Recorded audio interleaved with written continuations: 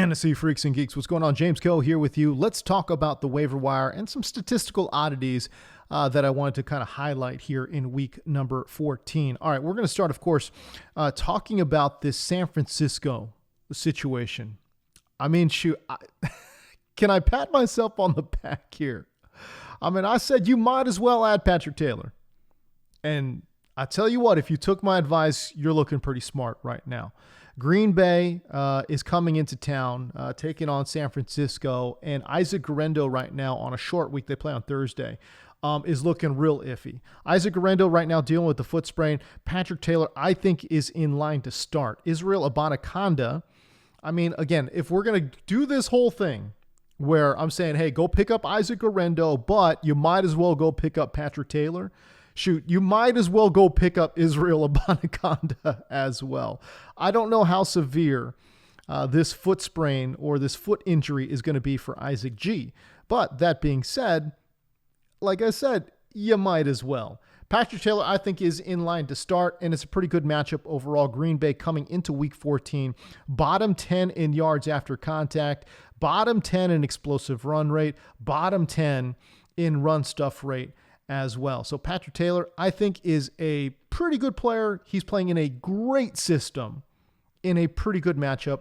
And for whatever reason, I don't know, shoot, I haven't fact-checked this, but you can fact-check me if you want. I just feel as if San Francisco, for whatever reason, just runs roughshod all over Green Bay for whatever reason. I don't know exactly why that is, but that's the feeling I get in regards to San Francisco taking on Green Bay. I think Patrick Taylor is in a great spot. If he ends up playing, if he ends up being the starter, and I think he will be, again, top 15 running back with top 5 upside. We saw that last week with Isaac G. I think we could see it again here with Patrick Taylor as well. We'll stay in that Bay Area, and we're going to talk, well, I guess it's not the Bay Area anymore. My mind is still on Oakland Raiders, but now they're the Las Vegas Raiders. But Sincere McCormick has looked absolutely impressive. Again, I was impressed with him. I said you need to go at him off the waiver wire. He's just still widely available, which is amazing to me. I believe he's available in more than 90% of leagues, which is, again, incredible. But he's taken on Atlanta. That's kind of sort of a mid matchup. But let me just talk about Sincere McCormick here. I mean, beyond impressive, 5.5 yards per carry through the games that he has played here. To average 5.3 yards per carry against Kansas City and 6.6 yards per carry against Denver is absolutely insane. Now, that being said, Alexander Mattison was inactive. He could potentially be back. So I wouldn't get too crazy in terms of, blowing my entire fab budget on Sincere McCormick. If I had to pick, obviously it's going to be Patrick Taylor number 1, but shoot, it might be Sincere McCormick number 2 right there. Crazy good player. And again, if you think about how inefficient Alexander Mattison and Zamir White were. Zamir White is averaging, below three yards a carry. Alexander Mattison, not that much better. Something like 3.5 yards a carry. Sincere McCormick averaging 5.5 yards per carry through 2+ games, about 3 games. That's, man, like I said, crazy impressive. Let's talk about Isaiah Davis there for the New York Jets, taking on Jacksonville. It was a nearly identical 50-50 split with Braylon Allen. I believe Braylon Allen outpaced him by about either 1 or maybe 2 snaps at most. And they're both on the field actually more than 50% of the time, as they are going 2 running back sets a little bit more often than you would think. So yeah, it's Isaiah Davis, it's Braylon Allen. If you liked Braylon Allen, you should like Isaiah Davis, right? So Isaiah Davis is getting some real high leverage looks around the goal line as well. So again, a great matchup for a player that's getting a lot of playing time. Jacksonville has been absolutely terrible defensively, as we know. Prior to week 14, they had allowed the second most fantasy points per game to the running back position. I think Isaiah Davis and Braylon Allen are in pretty good spots right here. So no doubt Isaiah Davis will be a prominent add off the waiver wire and a pretty good sleeper this week against Jacksonville as well. Someone else that I think was popular but could be on the waiver wire right now would be Cedric Tillman.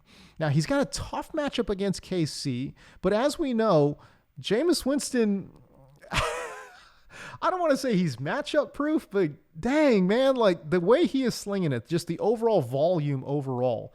Let's say it's 10 inefficient looks for Cedric Tillman. I think you would take that, right? I mean, even if it's a 50% catch rate, we're still talking 5 catches for 50 yards, maybe. I mean, maybe the touchdown upside is not quite there. But Jameis Winston right now is absolutely slinging it all over the yard. I think Cedric Tillman could walk himself into 7 targets here. 5 to 7, 5 at a minimum. But we're talking anywhere between 7 to 10 targets, I think, against Kansas City. Let's see if Kansas City can hold up their end of the bargain and actually score some points here. Of that, I'm not that sure, actually. Like I said, tough matchup.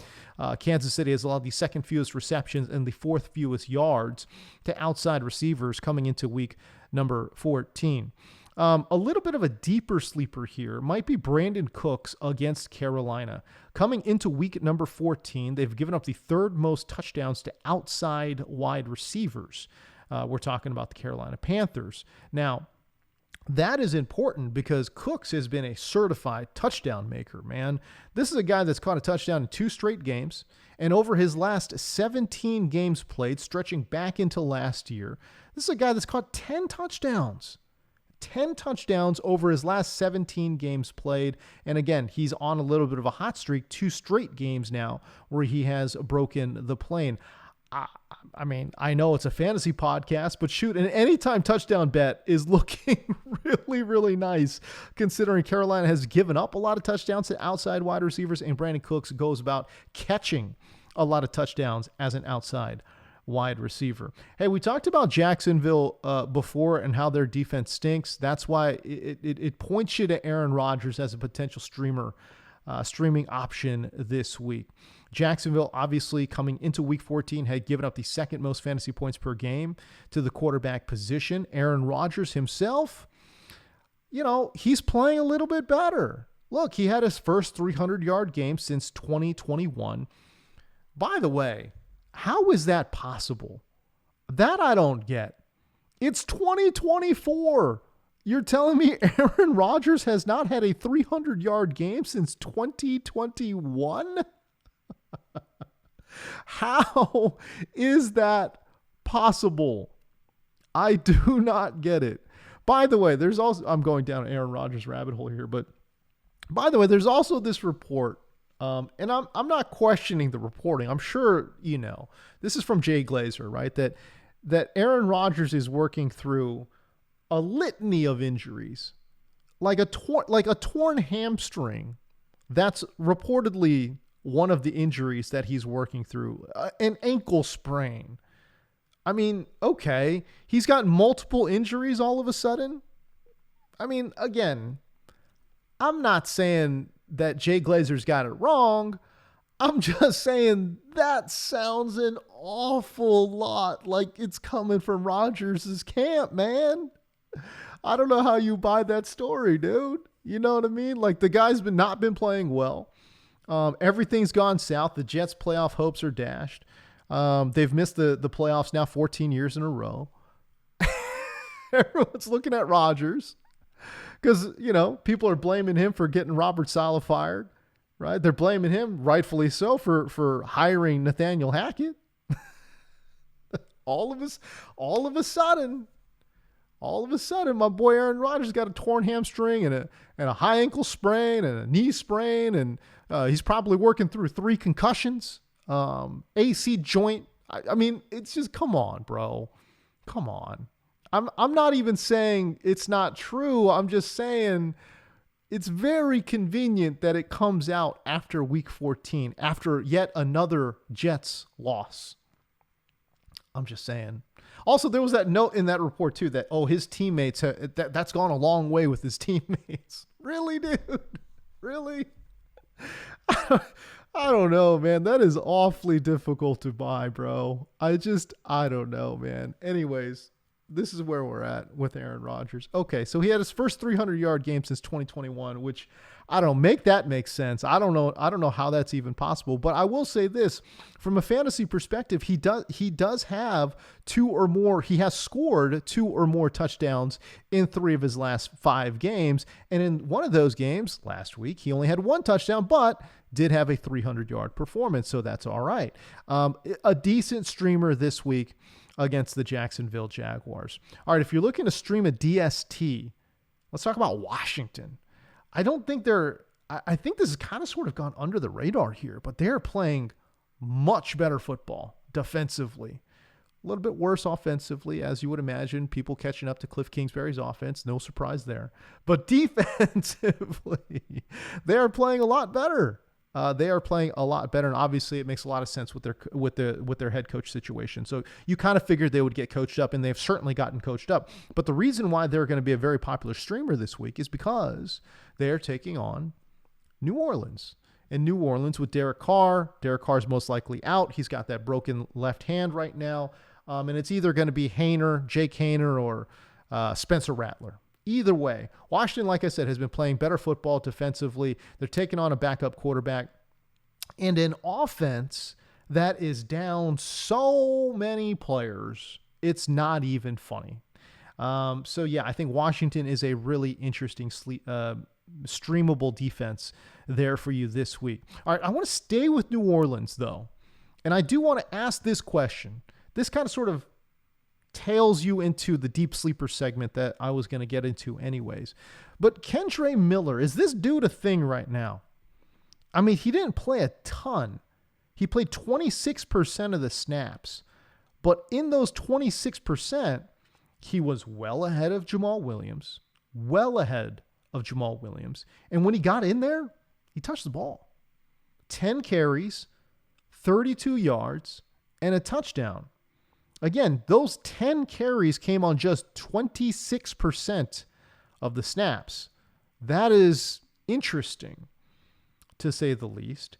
I wonder about the availability and the durability of Alvin Kamara, given his age and given the running back position. What's going to happen there? This team they're in the mix, which is crazy. They are in the mix for the NFC South, but I think they're a game away from just basically being out of it, right? So I guess my question would just basically be, will Kendre Miller be a thing? Will they feature Kendre Miller? It certainly sounds as if he was in Dennis Allen's doghouse, and now Dennis Allen is gone. Kendre Miller is back. Is he a thing?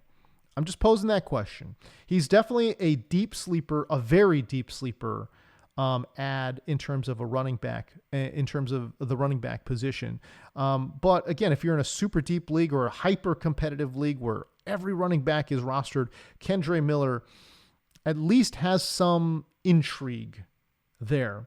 A player who I think is a deep sleeper, but much more interesting, and I'll stay in this same game, it's Jeremy McNichols, right? This is a guy that played the last time we saw Washington play. McNichols only played 25% of the snaps. And you're thinking, not interested in that guy.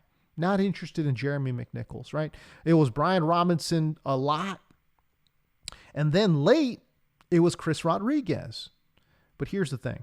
It was a blowout. It was a mad blowout, right? Chris Rodriguez basically subbed in the fourth quarter in what, again, was an absolute rout. Boat race, man. Top to bottom, complete undressing. Washington won going away.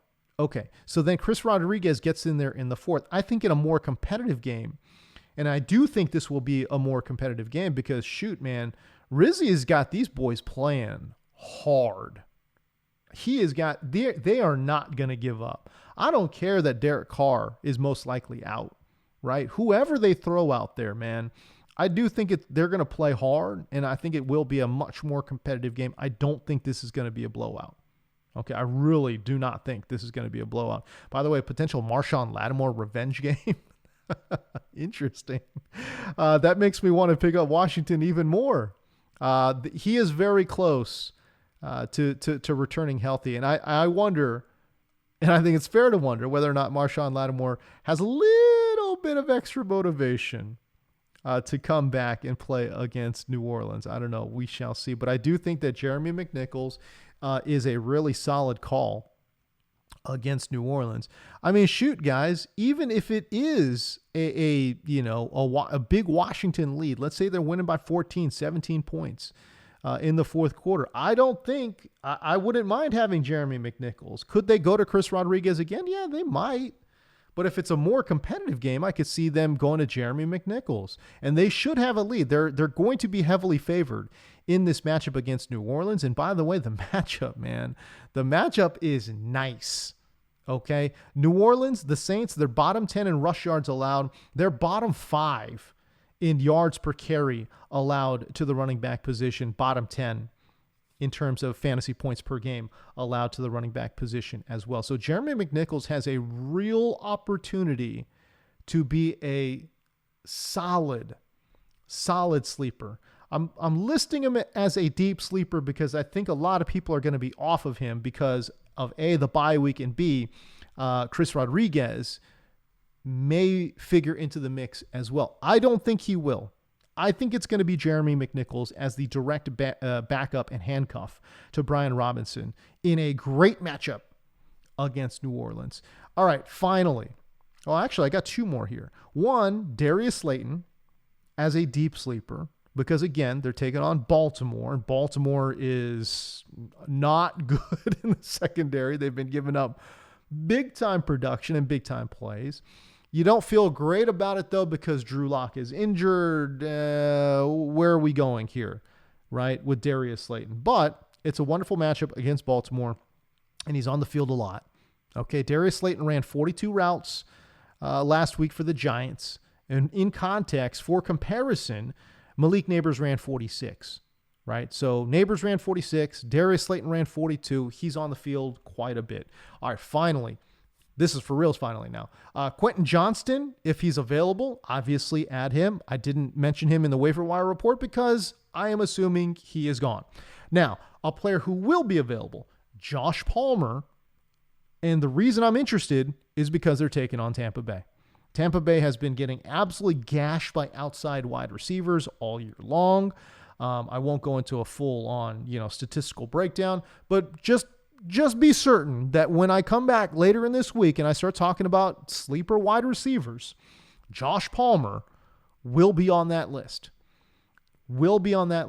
Josh Palmer taking on Tampa Bay. So again, a deep sleeper there for you, a few deep sleepers there for you if you are in hyper competitive or extremely deep leagues. That's it for today.